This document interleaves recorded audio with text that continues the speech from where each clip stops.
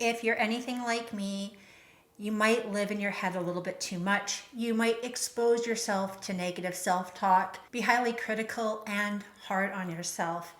And this pairs with ADHD. Us ADHDers tend to live in our head a ton. In today's video, I'm going to tell you how your negative self-talk is actually exacerbating your ADHD symptoms. For anyone who doesn't know me, hi, my name is Sara Kelly. I'm an ADHD mindset coach, and I come out with content like this on a weekly basis. So if you have ADHD, specifically if you are female and late diagnosed with ADHD, hit that subscribe button and turn on your notifications because I come out with videos every single week on ADHD and mindset tips to help you manage your ADHD. Having ADHD comes with a plethora of symptoms, and one of them is emotional dysregulation. Emotional dysregulation can manifest as being extra teary, maybe argumentative, sad a lot. Depression and anxiety are common comorbidities of having ADHD, and a lot of us tend to live in our heads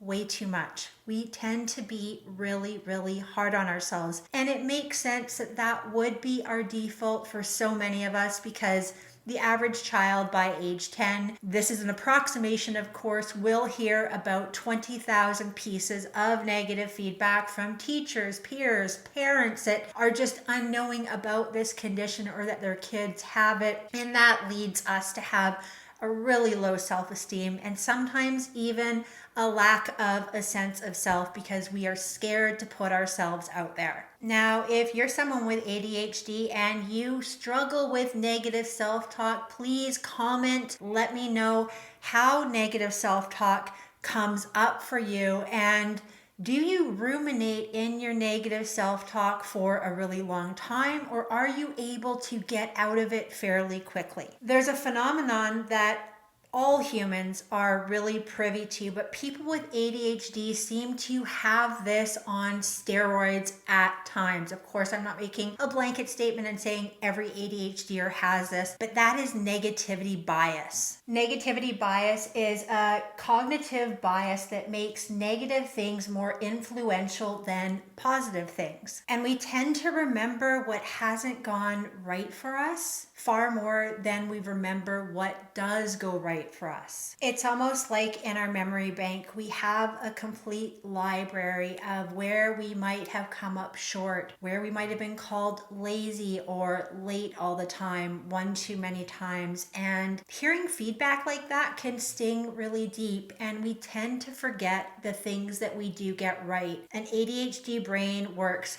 really, really fast. And we don't really stop to celebrate the small wins that we have, but we illuminate where we've come up short. And that negativity bias turns into a confirmation bias. And that leads many of us to having a self-fulfilling prophecy of a collection of I can'ts.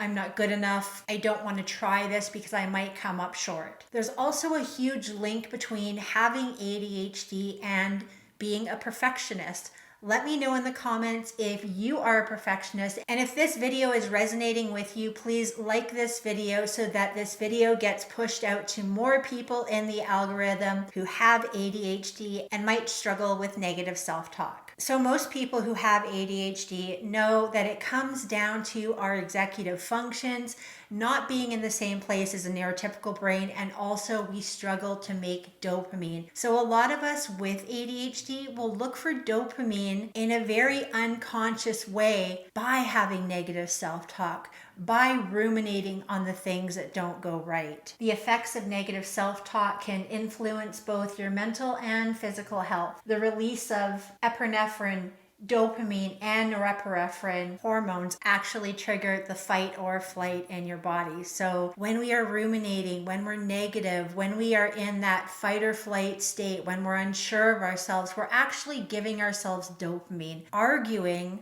also creates dopamine, which I find really, really interesting because the misconception about dopamine is it's that pleasure and motivation hormone, but it's actually also responsible for triggering that fight or flight response in us. And these negative biases that we carry, we associate with high stress situations. And when we're in the state of ruminating on negative thought or feeling really bad about ourselves and being hard on ourselves, we're actually getting in the way of our executive functions like our working memory, our impulsivity, and our ability to organize the things that we need to do. In short, long-winded answer, when you are talking unkind to yourself, when you are being really negative and hard on yourself, you're actually making your ADHD symptoms worse. So what can we do with this? The first thing you can do is to start a manual on you, on your life, of all the things that go right as they come up. Start documenting the wins that you have. I know that losses are illuminated in all of our minds,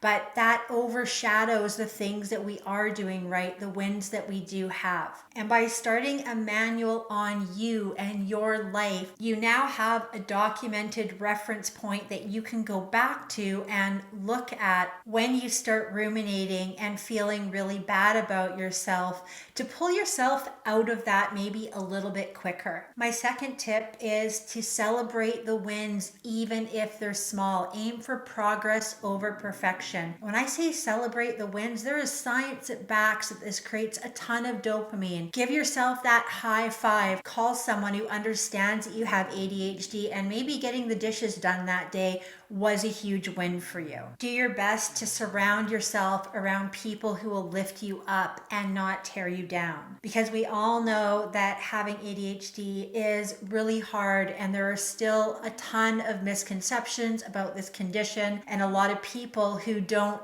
buy into the science, and the science is still behind when it comes to ADHD, specifically ADHD in women. My next tip is to practice gratitude whenever you can. Yes, we want more for ourselves. We want more monetarily.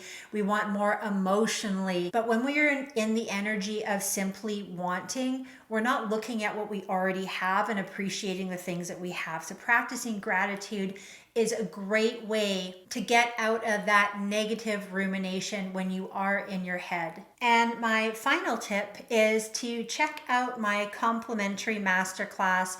It is a mini version of the paid program that I have for women, ADHD Mindset Mastery. It's a 35-minute masterclass, and it goes over the 5 pillars to creating lasting change. When you have ADHD and you're stuck in your head, you might struggle with a lower self-esteem or sense of self. The link for that video is in the description of this one. Thank you so much for watching this video. I hope you gained some value from it. If you haven't already, please like this video, subscribe to my channel, turn on your notifications, send this video to an ADHDer or a neurotypical person who you love, and I will see you next week in the next video.